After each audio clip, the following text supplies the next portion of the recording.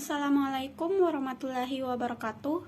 Perkenalkan, nama saya Nurdea Ananda Arsyad, NIM 9214211058. Di sini saya akan menjelaskan tentang wawasan Nusantara dalam konteks Negara Kesatuan Republik Indonesia.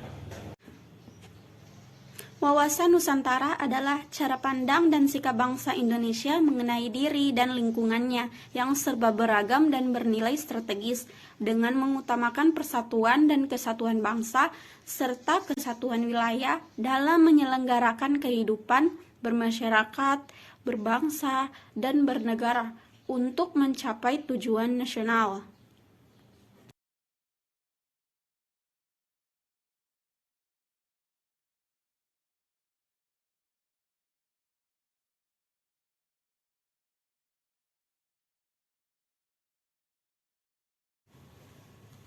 Secara etimologis, wawasan Nusantara berasal dari kata wawasan dan Nusantara. Wawasan berasal dari kata wawas atau bahasa Jawa yang berarti pandangan, tinjauan, dan penglihatan indrawi.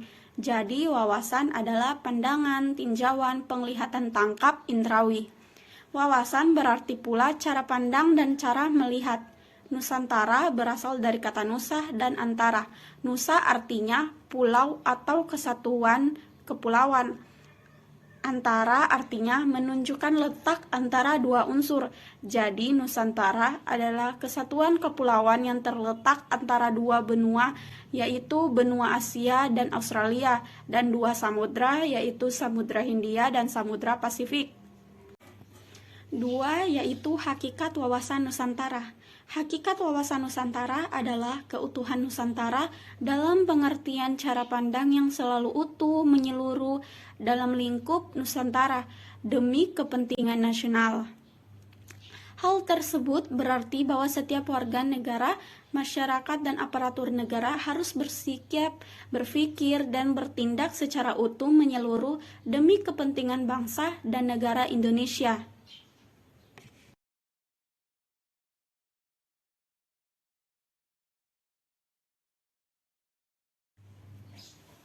Kemudian ada asas wawasan Nusantara. Asas wawasan Nusantara merupakan ketentuan atau kaidah yang harus dipatuhi, ditaati, dipelihara, dan diciptakan demi tetap taat dan setianya komponen pembentuk bangsa Indonesia terhadap kesepakatan bersama. Jika asas wawasan Nusantara diabaikan, komponen pembentuk kesepakatan bersama akan melanggar kesepakatan bersama tersebut, yang berarti tercerai berainya bangsa dan negara Indonesia. Adapun asas wawasan Nusantara tersebut adalah sebagai berikut. Pertama, kepentingan yang sama. Ketika menegakkan dan merebut kemerdekaan, kepentingan bersama bangsa Indonesia adalah menghadapi penjajah secara fisik dari bangsa lain. Sekarang, bangsa Indonesia harus menghadapi penjajah yang berbeda, misalnya dengan cara adu domba dan memecah bangsa dengan menggunakan dalih HAM, demokrasi, dan lingkungan hidup. Padahal, tujuan kepentingannya sama, yaitu tercapainya kesejahteraan dan rasa aman yang lebih baik daripada sebelumnya. Kesesuaian pembagian hasil dengan adil, jeripaya, dan kegiatan baik perorangan golongan, kelompok maupun daerah. Keberanian berpikir, berkata, dan bertindak sesuai realita, serta ketentuan yang benar, biarpun realita atau ketentuan itu pahit dan kurang enak didengarnya, demi kebenaran dan kemajuan bangsa dan negara, hal itu harus dilakukan. Diperlukan kerjasama, mau memberi dan berkorban bagi orang lain tanpa meninggalkan ciri dan karakter budaya masing-masing. Kerja adanya koordinasi, saling pengertian yang didasarkan atas kesetaraan sehingga kerja kelompok, baik kelompok kecil maupun besar, dapat mencapai sinergi yang lebih baik. Kesetiaan terhadap kesepakatan bersama untuk menjadi bangsa dan mendirikan negara Indonesia yang dimulai, dicetuskan, dan diperintis oleh Budi Utomo tahun 1908, Sumpah Pemuda tahun 1928, dan Proklamasi Kemerdekaan 17 Agustus 1945. Kesetiaan terhadap kesepakatan ini sangat penting dan menjadi tonggak untuk menciptakan persatuan dan kesatuan dalam kebinekaan. Jika kesetiaan ini goyah, dapat dipastikan persatuan dan kesatuan akan hancur berantakan. Aspek Trigata dan Pancagatra dalam wawasan Nusantara. Konsepsi wawasan Nusantara merupakan suatu konsep di dalam cara pandang dan pengaturan yang mencakup segenap kehidupan bangsa yang dinamakan Astagatra. Bangsa yang dinamakan Astagatra yang meliputi aspek alamiah yaitu Trigata dan aspek sosial yaitu Pancagatra. Trigata meliputi posisi dan lokasi geografis negara, keadaan dan kekayaan alam, dan keadaan dan kemampuan penduduk. Sedangkan Pancagatra merupakan aspek sosial kemasyarakatan terdiri dari ideologi, politik, ekonomi, sosial budaya, dan pertahanan keamanan. Antara gatra yang satu dengan yang lain terdapat hubungan yang bersifat timbal balik, dengan hubungan yang erat, yang saling interdependen, demikian juga antara Trigata dan Pancagatra. Pertama yaitu aspek posisi dan lokasi geografis. Secara geografis, wujud negara Indonesia adalah negara kepulauan. Maksud dari itu yaitu letak Indonesia diapit beberapa benua, yaitu Australia dan Asia. Kemudian juga berada antara dua samudra, yaitu Samudra Hindia dan Samudra Pasifik. Fakta tersebut merupakan sebuah potensi yang dimiliki oleh Indonesia, sehingga potensi ini harus dimanfaatkan untuk mendukung kemakmuran atau mewujudkan tujuan negara. Letak geografis di satu negara dengan negara lain berbeda-beda, sehingga memerlukan strategi berbeda dalam mengatasi persoalan tersebut. Indonesia terletak pada 6 lintang utara sampai 11 lintang selatan dan 95 derajat bujur timur sampai 141 derajat bujur timur, dilalui garis khatulistiwa yang di tengah-tengahnya terbentang garis ekuator, sehingga Indonesia mempunyai dua musim, yaitu musim hujan dan musim kemarau. Posisi dan lokasi geografi suatu negara sangat menentukan peran negara dalam peraturan lalu lintas dunia, sehingga akan menghadapi bentuk-bentuk ancaman yang berbeda-beda. Di sini dapat ditarik kesimpulan bahwa letak geografis suatu negara akan berpengaruh terhadap ketahanan nasional suatu bangsa. Kedua, ada aspek kekayaan alam atau sumber daya alam. Kekayaan alam suatu negara adalah segala sumber dan potensi alam yang didapatkan di bumi, di laut, di udara, yang berada di wilayah kekuasaan suatu negara, dan dapat dirinci sebagai berikut. A. Kekayaan alam digolongkan sebagai berikut. Pertama, hewani. Kedua, nabati. Ketiga, mineral. B. Sifat kekayaan alam. Yang pertama, dapat diperbarui, seperti hutan, hewan. Kedua, tidak dapat diperbarui, seperti mineral, tambang, minyak, emas, dan lain-lain. C. Sifat kekayaan alam. Yang pertama, dapat diperbarui, seperti hutan, hewan. Kedua, tidak dapat diperbarui, seperti mineral, tambang, minyak, emas, dan lain-lain. C. Yang berada di wilayah kekuasaan suatu negara, dan dapat dirinci sebagai berikut. A. Kekayaan alam digolongkan sebagai berikut. Pertama, hewani. Kedua, nabati. Ketiga, mineral. B. Sifat kekayaan alam. Yang pertama, dapat diperbarui, seperti hutan, hewan. Kedua, tidak dapat diperbarui, seperti mineral, tambang, minyak, emas, dan lain-lain. C. Keberadaan kekayaan alam. Pertama, di atmosfer, seperti oksigen, sinar matahari. Kedua, di permukaan bumi, seperti fauna dan flora. Dan yang ketiga, di dalam bumi, seperti batu bara, barang tambang. Kekayaan alam antara negara satu dengan negara lain memiliki potensi yang berbeda-beda, karena kekayaan alam di bumi tersebar tidak merata, mengakibatkan negara yang tidak memiliki kekayaan alam atau kurang sumber daya alam akan menjalin hubungan internasional dengan negara lain untuk memenuhi kebutuhan dalam negerinya. Hal ini terkadang menyebabkan permasalahan yang kompleks. Oleh sebab itu, kekayaan yang terkandung di dalamnya suatu negara harus dikelola dengan benar, salah satunya menggunakan asas Tolib 2003. A. Maksimal. Dalam arti ini, bahwa kekayaan alam harus dapat memberi manfaat secara maksimal untuk masyarakat dan pembangunan. B. Lestari. Sumber kekayaan alam harus dipelihara kelestariannya agar dapat dimanfaatkan selama mungkin. C. Daya saing. Kekayaan alam harus dimanfaatkan untuk mengurangi ketergantungan dari negara lain. Dengan demikian, aspek kekayaan alam yang ada harus dikelola dengan baik, karena kekayaan alam yang dimiliki di satu sisi dapat dimanfaatkan untuk potensi ketahanan nasional, tapi di sisi lain, jika kekayaan tersebut tidak diolah dengan baik, akhirnya akan menjadi kerugian yang dapat mengancam ketahanan nasional. Ketiga, ada aspek penduduk. Penduduk adalah manusia yang mendiami suatu wilayah negara.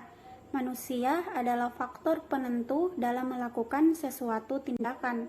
Dengan kata lain, manusia menentukan apa yang harus dilakukan untuk meningkatkan ketahanan nasional.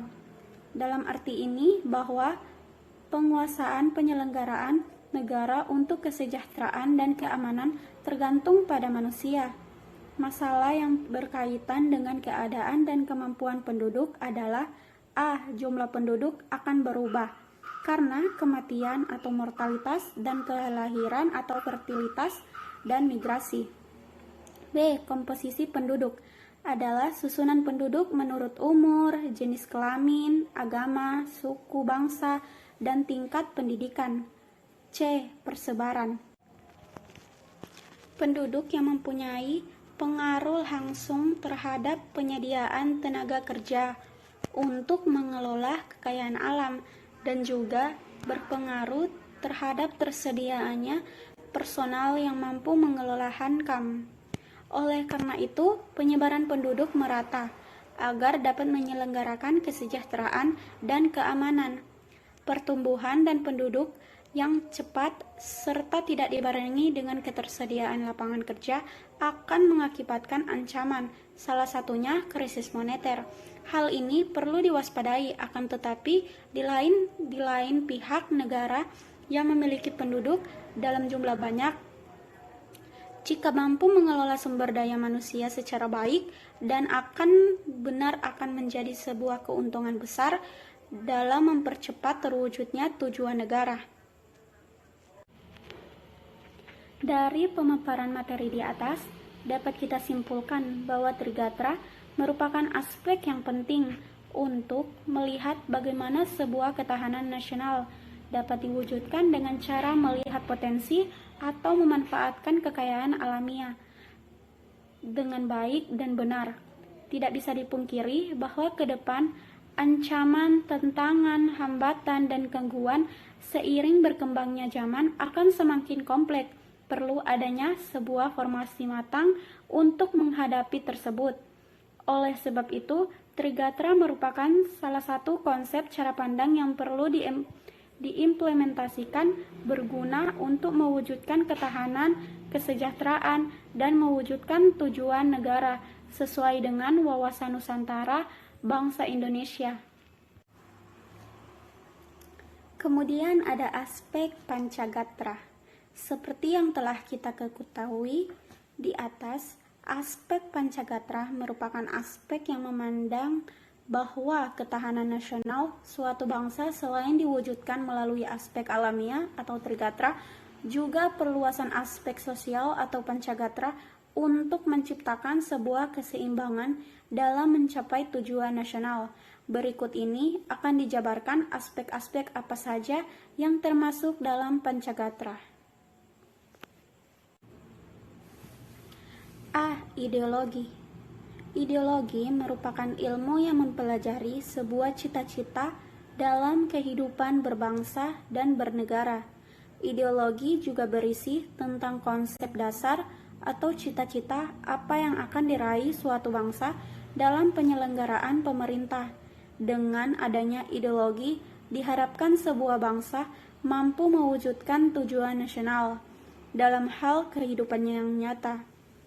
Sebuah ideologi negara dikatakan mampu mewujudkan ketahanan nasional jika ideologi tersebut mampu menampung aspirasi masyarakat sesuai dengan kodratnya sebagai manusia.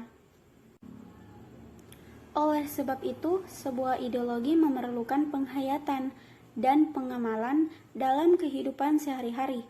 Ketahanan nasional di bidang ideologi bangsa Indonesia ditunjukkan untuk mengatasi ancaman yang membahayakan kelangsungan kehidupan Pancasila sebagai dasar filsafah bahwa Indonesia. Meskipun Pancasila telah diakui sebagai ideologi negara, tetapi belum memberi jaminan ketahanan nasional di bidang ideologi. Agar bangsa Indonesia memiliki ketahanan di bidang ideologi, maka nilai-nilai Pancasila harus dijadikan sebagai pandangan hidup dan diperlukan pengamalan Pancasila secara objektif dan subjektif. Artinya, nilai-nilai Pancasila harus dilaksanakan di dalam Undang-Undang Dasar dan peraturan di bawahnya, serta dalam segala aspek penyelenggaraan negara. Sedang pelaksanaan Pancasila secara subjektif adalah aktualisasi ideologi dalam kehidupan warga negara, serta kehidupan warga negara secara perorangan. Hal ini terwujud dalam sikap, perilaku, kepribadian setiap warga negara perseorang dalam kehidupan bermasyarakat, berbangsa, dan bernegara. Semakin tinggi kesadaran suatu bangsa untuk melaksanakan dan mengaktualisasikan ideologi, baik aktualisasi objektif dan subjektif, maka makin tinggi ketahanan ideologi suatu bangsa. Dalam strategi pembinaan ideologi ada beberapa prinsip, antara lain: pertama, ideologi harus diaktualisasikan baik di bidang kenegaraan dan oleh setiap warga negara. Kedua, ideologi sebagai perekat pemersatu harus senantiasa ditanamkan kepada seluruh warga negara. Ketiga, ideologi harus dijadikan panglima atau politik, ekonomi, budaya, dan hankam. Harus bersumber dan mengacu pada ideologi bangsa dan bukan sebaliknya. Keempat, aktualisasi ideologi dikembangkan ke arah keterbukaan dan kedinamisan ideologi yang senantiasa mampu mengantisipasi perkembangan zaman dan dinamika masyarakat. Kelima, ideologi Pancasila mengakui keanekaragaman dalam hidup berbangsa dan bernegara. Ideologi dijadikan untuk mempersatukan dan menyejahterakan bangsa. Keenam, kalangan elit, eksekutif, yudikatif, legislatif harus mewujudkan cita-cita untuk memperbaiki nasib bangsa dengan melaksanakan GBHN. Elit politik harus mengedepankan bangsa dan konsekuen memberantas korupsi, kolusi, dan nepotisme. Ketujuh, mensosialisasikan ideologi Pancasila sebagai ideologi humanis, religius, demokratis, dan nasionalistis, dan berkeadilan. Proses sosialisasi nilai Pancasila secara objektif, ilmiah, bukan doktrin, dengan metode sesuai dengan perkembangan zaman. Ke-8, menumbuhkan sikap positif terhadap warga negara agar memiliki kesadaran berbangsa dan bernegara dengan meningkatkan motivasi untuk mewujudkan cita-cita bangsa. Perlunya perbaikan ekonomi masyarakat untuk mengakhiri krisis multidimensional. Politik. Ketahanan politik adalah kondisi kehidupan politik bangsa yang berlandaskan demokrasi politik berdasarkan Pancasila dan Undang-Undang Dasar 1945 yang mengandung kemampuan memelihara stabilitas politik yang sehat dan dinamis serta kemampuan menerapkan politik luar negeri yang bebas aktif. Sistem politik merupakan sebuah kerangka acuan yang dilakukan untuk mencapai kekuasaan. Oleh sebab itu, dalam mewujudkan pencapaian tersebut, sebuah sistem politik mempunyai dua sektor, yaitu pemerintahan dan masyarakat. Masyarakat sebagai input bisa berbentuk kebutuhan atau keinginan, sedangkan dalam sektor pemerintah sebagai output bisa berbentuk sebuah regulasi atau peraturan perundang-undangan untuk mengakomodir kebutuhan masyarakat. Dalam hal ini membutuhkan sebuah keseimbangan antara input dan output sehingga mewujudkan ketahanan nasional sesuai dengan Pancasila. Adapun beberapa hal yang perlu untuk dilakukan dalam mewujudkan keseimbangan tersebut, yaitu 1. Kebebasan individu tidak bersifat mutlak, tetapi harus dilaksanakan secara bertanggung jawab dan kebebasan harus melekat pada tanggung jawab terhadap kepentingan bersama. Kedua, tidak akan terjadi dominasi mayoritas Sebab itu dalam mewujudkan pencapaian tersebut, sebuah sistem politik mempunyai dua sektor, yaitu pemerintah dan masyarakat.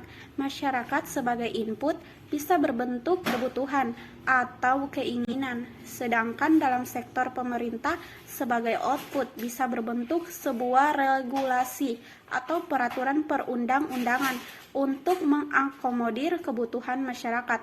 Dalam hal ini membutuhkan sebuah keseimbangan antara input dan output sehingga dapat mewujudkan ketahanan nasional sesuai dengan Pancasila.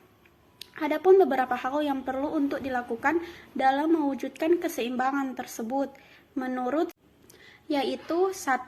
Kebebasan individu tidak bersifat mutlak, tetapi harus dilaksanakan secara bertanggung jawab dan kebebasan harus melekat pada tanggung jawab terhadap kepentingan bersama.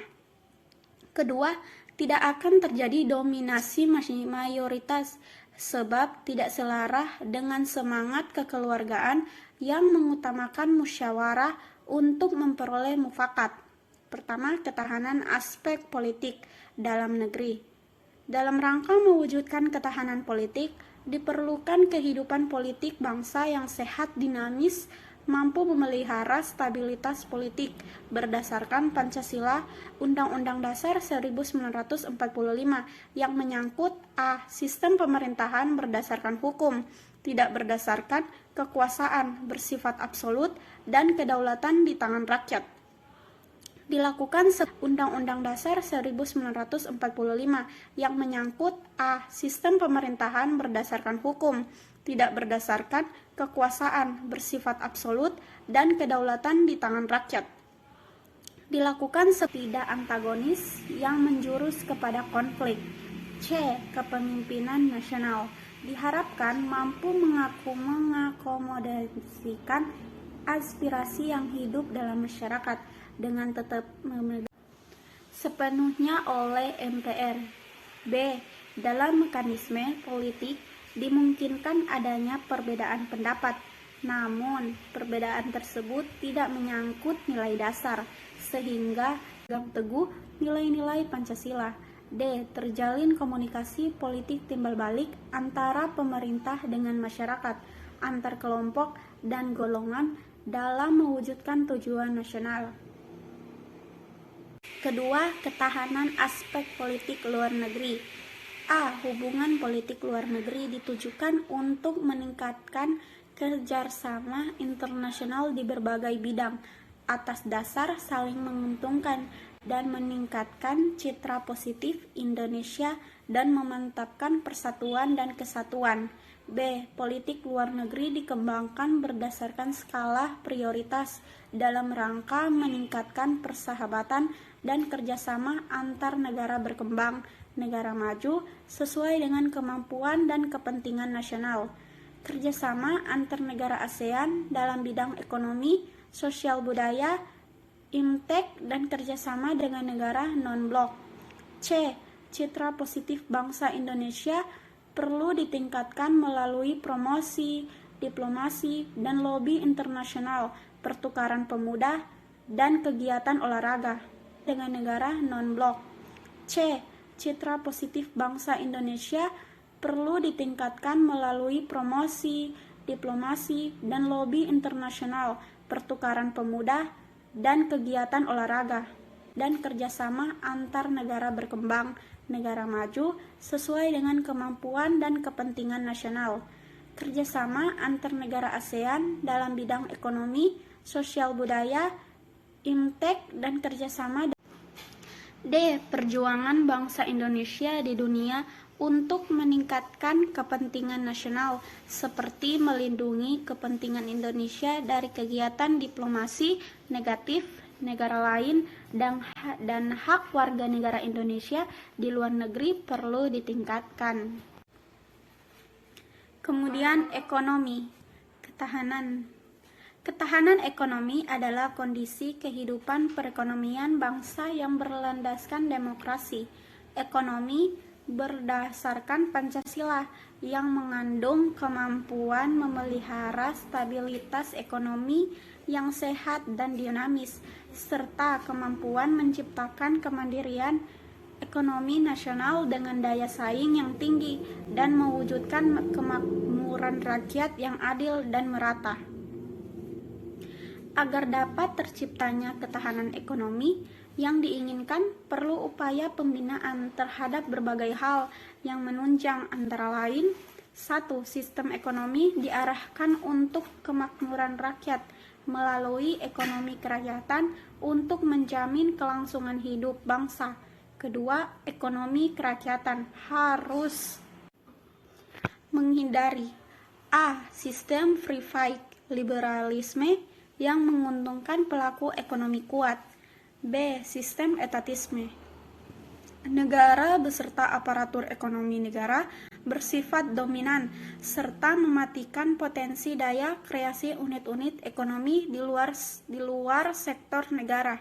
C. Tidak dibenarkan adanya pemusatan kekuatan ekonomi pada suatu kekerasan keterpaduan antar sektor pertanian, industri, dan jasa. 4. Pembangunan ekonomi dilaksanakan sebagai usaha bersama atas dasar kekeluargaan, serta mendorong peran masyarakat secara aktif.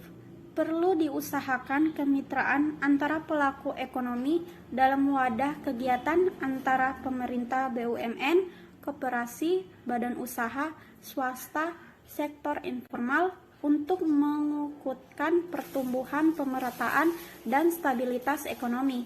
Kelima, pemerataan pembangunan dan hasil-hasilnya harus senantiasa dilaksanakan. Melakukan keseimbangan formal untuk mengukuhkan pertumbuhan, pemerataan, dan stabilitas ekonomi. Kelima, pemerataan pembangunan dan hasil-hasilnya harus senantiasa dilaksanakan. Melakukan keseimbangan dan keselarasan pembangunan antar wilayah dan sewilayahnya. 6. Kemampuan bersaing harus ditumbuhkan dalam meningkatkan kemandirian ekonomi dengan memanfaatkan sumber daya nasional, memakai sarana iptek dalam menghadapi setiap permasalahan, serta tetap memperhatikan kesempatan kerja. Dengan adanya ketahanan nasional yang mandiri, diharapkan bangsa Indonesia mampu mewujudkan ketahanan nasional sehingga pembangunan dapat berjalan dengan baik dan lancar, memperhatikan prinsip-prinsip di atas.